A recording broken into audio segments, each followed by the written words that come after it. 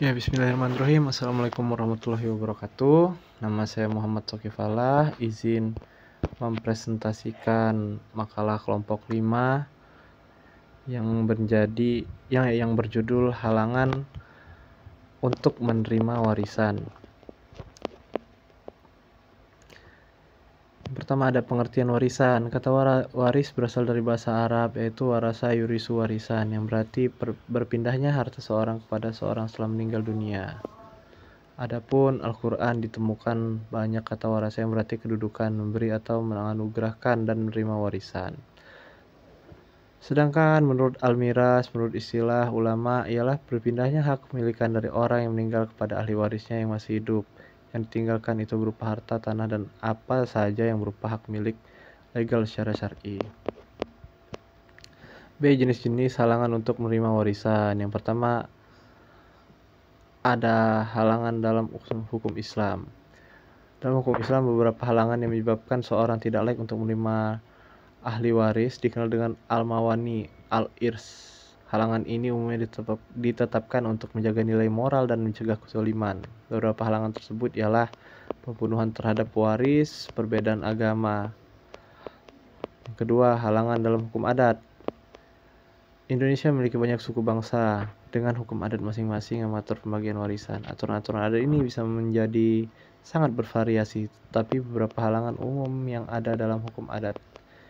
A. Gender dan status perkawinan. B. Hubungan kekerabatan. C. Status sosial dan perilaku. Yang ketiga, ada halangan dalam hukum perdata atau hukum negara. Pertama, ada pembunuhan atau tindakan melawan hukum. Yang kedua, pelanggaran atau penggelapan harta pewaris. Yang ketiga, ada pengabaian terhadap pewaris.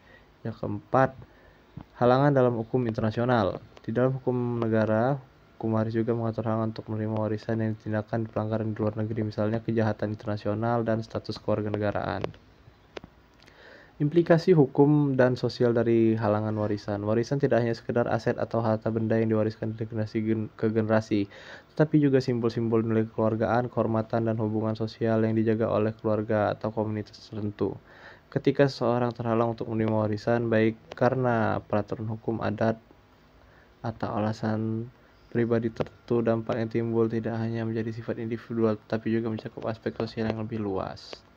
Pertama, dampak sosial. Hubungan keluarga terganggu.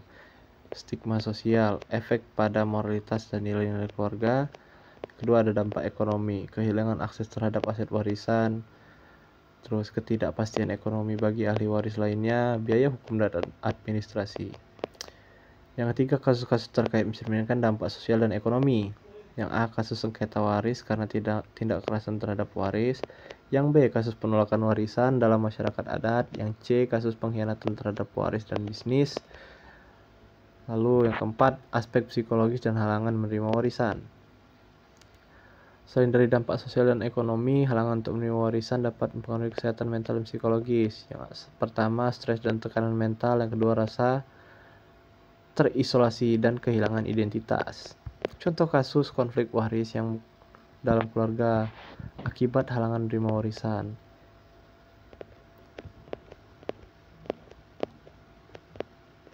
Solusi dan rekomendasi. Mengatasi dampak negatif dan halangan menerima warisan memerlukan pendekatan menyeluruh baik dari aspek hukum maupun sosial. Solusi dan rekomendasi berikut diusulkan untuk membantu mengurangi konflik.